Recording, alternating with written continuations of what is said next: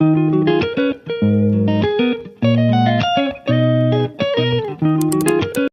Morning dear student. अब तक हम देख चुके हैं कि non homogeneous partial differential equation का CF कैसे निकालना है, या तो वो लीनियर फैक्टर हो जाएगा या नहीं होगा। इस पर हमने दो वीडियो डाल दिए सेपरेट, तो आप जाके वो देख सकते हो। अब हम देखते हैं कि पर्टिकुलर सॉल्यूशन कैसे निकालना है। जैसे हमने होमोजीनियस के केस में निकाला था पर्टिकुलर केस, मतलब पर्टिकुलर इंटीग्रल, यहाँ पर भी हम पर्टिकुलर इंटीग्रल निकालेंगे। तो यहाँ पे 4 मेथड होंगे पर्टिकुलर इंटीग्रेशन के। एक तो होगा हमारा e⁻ax प्लस बी वाई, ठीक है। इसमें क्या है, ये क्यू एक्स वाई की फॉर्म है। क्यू एक्स वाई यदि ऐसा होता है तो सेकंड केस होगा sine A X plus B Y या cos A X plus B Y, ठीक है। और तीसरा होगा हमारा E A X plus B Y into B X Y, मतलब ये कोई भी फंक्शन ऑफ एक्स वाई है, इसके साथ ई का मल्टीप्लाई हो रहा है। This is first case, this is second case and this is third case. और फोर्थ केस होता है हमारा यहाँ पे कि एक्स की पावर m बाई की पावर n, ठीक है।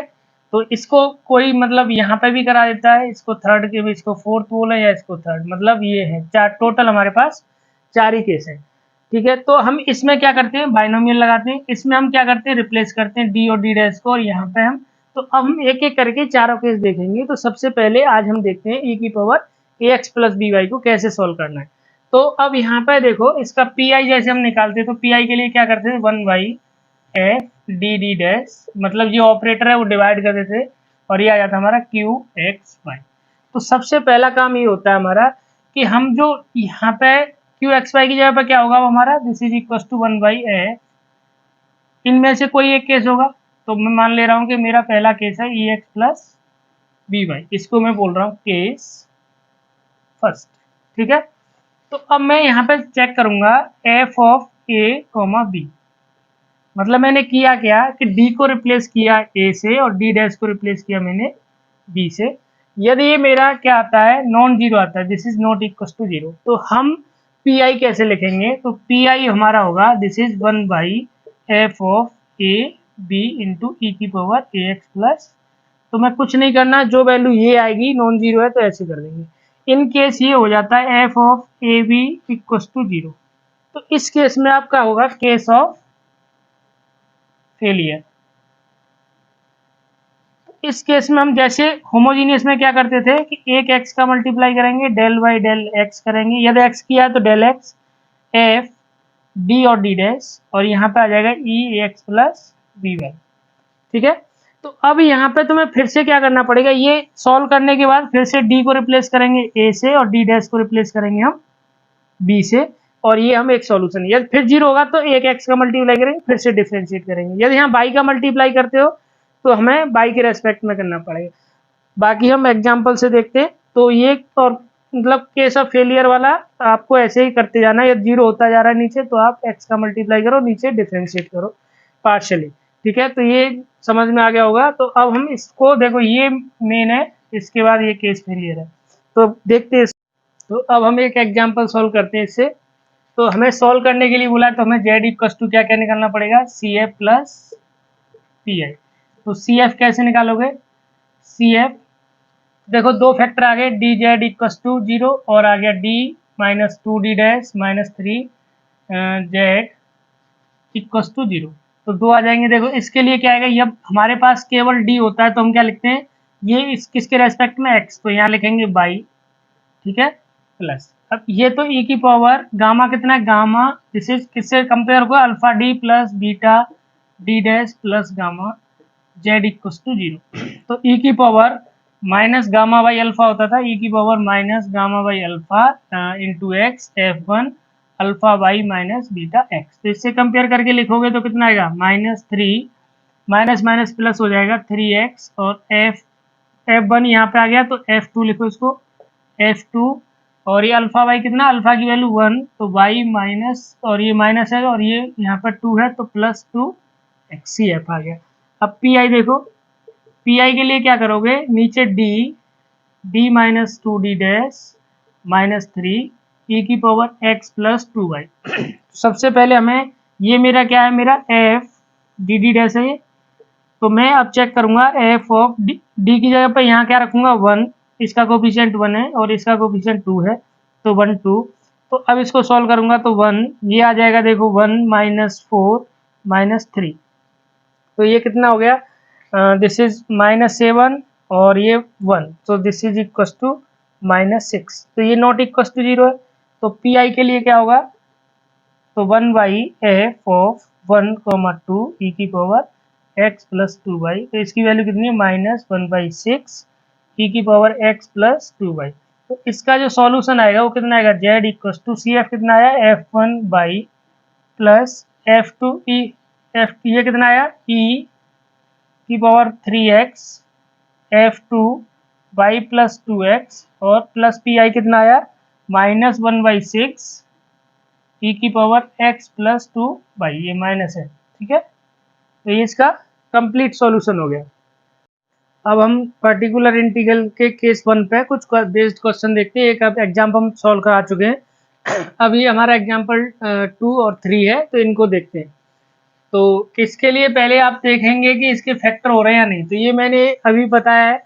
इसमें क्या करना है आपको, क्योंकि फैक्टर होंगे या नहीं होंगे ये पता करना बहुत डिफिकल्ट काम है। तो कुछ आप ना स्पेसिफिक टाइप के क्वेश्चन है उनका जो फैक्टर नहीं होंगे, जैसे हमारा एक ये हो गया था जो मैंने अभी पिछले वाले वीडियो में कराया, उनको आप नोट कर लो, और एक ही हो गया, और एक दो और होगा तो मैं आपको और करा दूंगा कि भाई ये है, आप इसको देख सकते हो। तो इसके फैक्टर नहीं होंगे तो हम इसमें सॉल्यूशन एज्यूम करते हैं ए ई की power H X plus K Y. पहले मैं इसके लिए सी एफ पे काम कर रहा हूँ, ठीक है, क्योंकि सॉल्व कर रहा है तो सॉल्व करना है, इसका मतलब C F plus P I दोनों निकालना होगा हमें, ठीक। तो और एच के एंड ए आर कॉन्स्टेंट्स, ठीक है। तो अब यहाँ पे हमने लिखा था कि इसका जेड सी एफ कितना आ जाता है, इसका कंप्लीट वीडियो में मतलब पिछले वाले में देख सकते हो। तो मैं इसका लिखूंगा सॉल्यूशन ए ई की power H X plus K Y where, अब यहाँ डी को क्या लिखना है मुझे, where H Q -3 h into K plus 4 equal to 0, ये इसका सी एफ हो गया।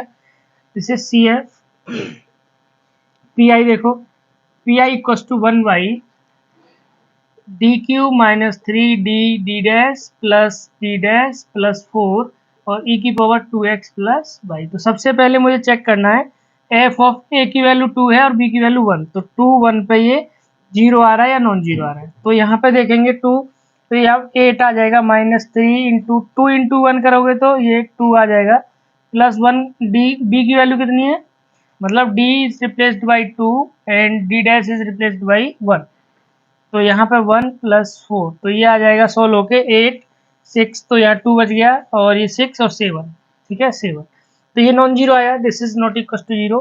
तो पी आई हम कैसे निकालते हैं 1/7, ठीक है, इसकी वैल्यू पुट कर देंगे 7 ई की पावर 2x प्लस वाई, तो ये पी आई आ गया। तो इसका सॉल्यूशन आएगा हमारा C F plus P I को दोनों को ऐड करके लिख देंगे, कंप्लीट सॉल्यूशन हो जाएगा। अब इस क्वेश्चन को देखो, इसका सॉल्यूशन हम देखेंगे तो कैसे आएगा, एस को क्या लिखते हैं हम D D dash plus A, P को डी प्लस बी, इसको D dash plus A B, और यहाँ पे आ जाएगा हमारा Z equal to E M X plus N Y. तो अब हमें सॉल्व करना है तो सी एफ निकालना है पहले इसका। तो सी एफ के लिए अब इसको देखना है फैक्टर होंगे कि नहीं। देखो यहाँ पे आप इजीली पता हो जाएगा कि देखो यहाँ डी डी डैश है, यहाँ ए है, यहाँ डी है और यहाँ ए बी है। तो यदि मैं इसमें से डी कॉमन ले लूँ तो क्या आएगा, देखो डी कॉमन लेंगे तो डी डैश प्लस ये कितना आ जाएगा ए, और यदि मैं यहाँ से बी कॉमन ले लूँ तो डी डैश प्लस ए, ठीक है, Z equal to 0। C F के लिए हमें राइट हैंड साइड को 0 रखना होता है। तो यहाँ से यदि मैं फैक्टर देखूँ तो डी प्लस बी आ गया और डी डैश प्लस ए आ गया, जेड इक्वल टू 0। इसके दो लीनियर फैक्टर आ गए, ठीक है, ये लीनियर फैक्टर वाला है। तो लीनियर फैक्टर में सी एफ कैसे लिखते हैं, वही इसको तो कंपेयर करेंगे alpha D plus beta D dash plus gamma Z से इक्वल टू 0, और इसके लिए मैंने बताया था कि beta D dash plus gamma Z equal to 0। तो इसके लिए जो सी एफ आता है वो पता ही है, और इसके लिए क्या आता है, e की power minus gamma by beta by F1 beta x. ठीक है। और इसके लिए क्या आता है, ये याद होना चाहिए, minus gamma by alpha F1 alpha by minus, या एक्स भी आता है alpha by minus beta X. तो मैं इसका CF लिख दूंगा यहाँ इसी के हिसाब से कंपेयर करके। तो देखो यहाँ पे बीटा की वैल्यू 0 तो e की पावर माइनस गामा तो माइनस बी बाई एक्स हो जाएगा, और अल्फा की वैल्यू 1 है, दिस इज F1।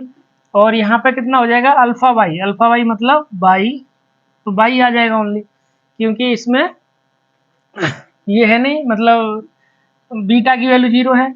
और प्लस e की पावर यहाँ पे करोगे तो कितना आएगा, e की power minus A by F2, और यहाँ पे आ जाएगा बीटा की वैल्यू 1 है तो x, दिस इज CF। अब हमारा काम है PI निकालना।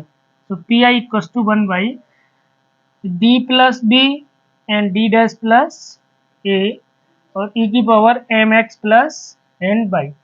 तो मैं ये हमारा क्या होता है एफ डी डी डैश, तो एफ एम एन पे देखेंगे कि, क्योंकि यहाँ पे देखो ये डी रिप्लेस करेंगे और यहाँ पे डी डैश, तो ये आ जाएगा हमारा एम प्लस बी, और ये आ जाएगा हमारा एन प्लस ए।